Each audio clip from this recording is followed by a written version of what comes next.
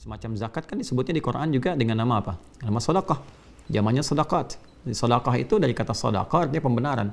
Kenapa disebut sedekah? Pembenaran iman orang yang melakukannya.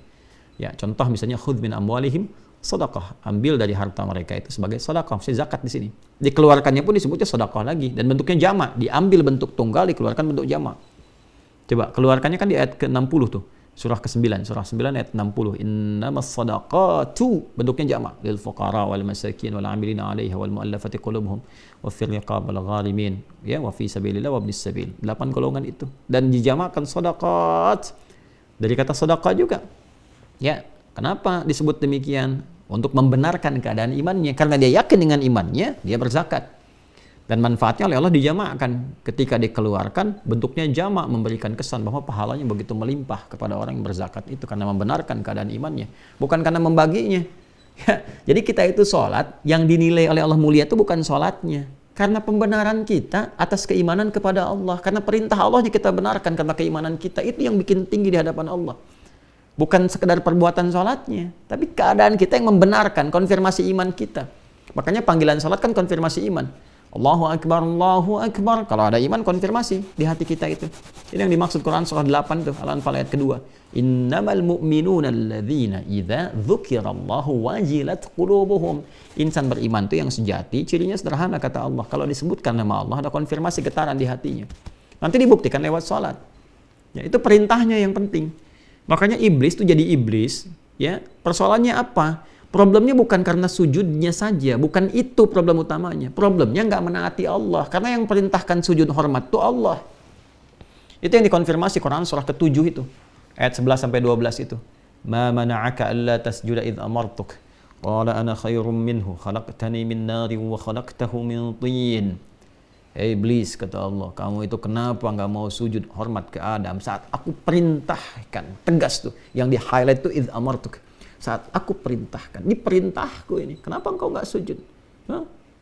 Kalau ini permintaan dari temanmu atau malaikat atau siapa, kamu bisa menimbang, ya kan? Tapi ini perintahku, kata Allah. Ini perintahku, kata Allah. Idza amartuk. Nah, sombong di situ, ya sudah, neraka, terlempar dari kemuliaan. Ya, qala ana khairum minhu, saya lebih hebat dari dia. Khalaqtani min narin wa khalaqtahu min tin.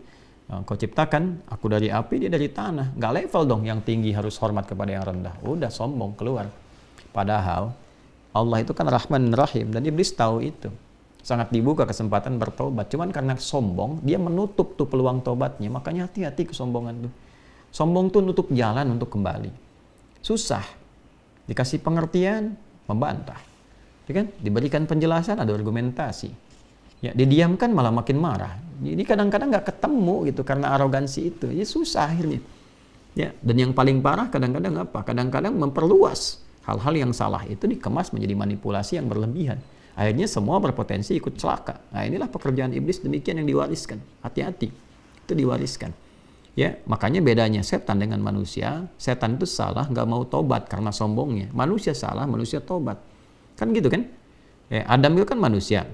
Nabi Adam tuh maksum, dijaga oleh Allah dari salah. Tapi di kasus ini diperkenankan salah untuk memberikan inspirasi, contoh kepada anak keturunannya yang bukan Nabi dan Rasul, yang tidak maksum, yang pasti salah. Kalau nggak tahu tuntunan, nggak tahu jalan kembali. Makanya Adam diizinkan oleh Allah itu, ya, tergoda oleh iblis melakukan kesalahan, itu pengantar tugas kan ke bumi. Kan? Setelah itu kan diantarkan, sudah tahu musuhnya siapa, lalu diberikan kemudian petunjuk. Ya, makanya Adam kan mengingatkan, dan viral kan di Al-Quran disampaikan, ya bani Adam la yaftinannakumus syaitanu kama akhraja abawaikum minal jannah. Quran surah 7 itu ayat 26 sampai 27 itu kan. Ya anak cucuku, hati-hati ya. Jangan sampai engkau terjebak nih oleh manipulasi iblis nih dan pasukan-pasukan dia dari setan. Hati-hati katanya, seperti mereka pernah melakukan itu yang pernah dicontohkan tuh oleh bapak nenek moyang kalian tuh saat di surga dulu, saat masa pelatihan. Ya kan? Maka turun kemudian, hati-hati bisa merubah engkau menjadi rendah di hadapan Allah Subhanahu wa taala. Maka bedanya apa? Ketika Adam dengan sifat kemanusiaannya, ya kan, melakukan perbuatan itu, diturunkan oleh Allah sifat apa? Kalimat-kalimat taubat, sifat taubat. Al-Baqarah Quran surah 2 ayat 37 itu. Fatalaqqa Adamu mir rabbih kalimatin fataba alaihi. Ya, innahu huwat tawwabur rahim. Maka Adam menerima dari Allah kalimat-kalimat taubat. Di antara kalimatnya apa? Yang diviralkan di Araf itu kan susunannya kan terus tuh dari ayat 26 sampai 31 itu sampai panggilan dari masjid itu, ya. Viral kan?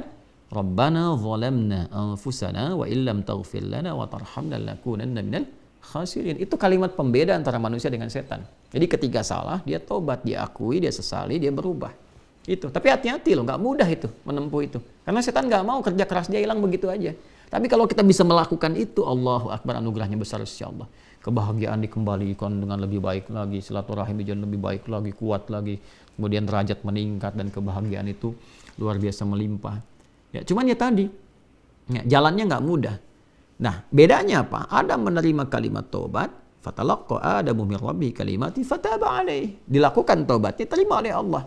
Dicontohkan untuk anak cucunya. Kita nih, saya, Anda, kita yang bukan Nabi dan Rasul, yang pasti salah.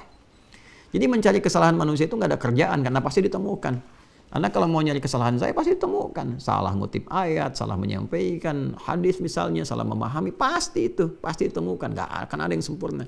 Kadang Allah pasti menghendaki salah kemudi, ya salah di situ. Supaya apa? Supaya orang nggak mengkultuskan, ya nggak langsung menyimpulkan nih Ustaz nih hebat begini cuma nggak, jangan. Nanti Allah tunjukkan salahnya supaya mengerti bahwa ya tetap harus disempurnakan. Tetap nanti ada juga yang saling menyempurnakan dengan ustadz lain, dengan kiai lain, referensi-referensi yang saling menguatkan. Karena itu saya selalu menyarankan kan, ya belajar ke ustadz-ustadz lain, kiai-kiai lain, Masya Allah, habaib, muliakan mereka, doakan. Jangan lihat kekurangan karena semua kita pun pasti kurang. Ya kan lucu, Anda mencari kesalahan guru Anda aja yang murid belum paham ilmunya dan masih banyak salahnya. Ya kan? Nah, maka kita semua senantiasa menundukkan diri, bertawakal kepada Allah, kemudian saling menyempurnakan. Kalau kira-kira salah, perbaiki, nggak usah malu kan. Kemudian sampaikan kebaikan itu. Tapi kalau perbedaan pendapat jangan dieksplorasi, bukan untuk menguasai, tapi mengingatkan fadzakir innama anta mudzakir lasta 'alaihim bimusaitir. Jadi bukan untuk menguasai orang, hanya untuk membawa pada pemahaman sendiri, tidak, buka pada orang ini begini. Saya mengerjakan yang ini, mungkin Anda yang ini dalilnya kita begini. Ya sudah, gitu kan, nyaman, itu furu'iyah namanya. Tapi kalau nanti ada perasaan bahwa fanatis pada yang ini, yang lain salah, itu yang berbahaya. Ya kan? Nah, ini yang coba kita perbaiki sama-sama supaya ada jalan yang benar.